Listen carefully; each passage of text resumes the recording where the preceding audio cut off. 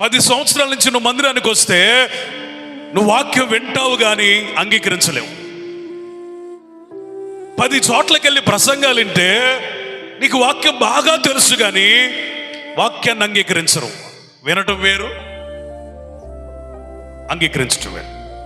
వినడానికి ఆసక్తి ఉంటే చాలు, అంగీకరించడానికి ఆసక్తితో కూడిన వినయం ఉండాలి.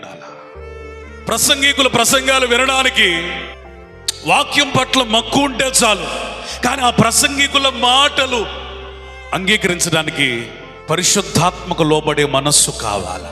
వాక్యం వినడానికి ఒక నులివెచ్చని స్థితి సరిపోద్ది, కానీ దాన్ని అంగీకరించడానికి నిలువెల్లా ఆయన చేత నలుగా కొట్టబడిన ఆత్మీయ అనుభవం, లోతైన అనుభవం కావాలి. అనేకులు వినుచున్నారు, కొంతమంది మాత్రమే అంగీకరిస్తున్నారు.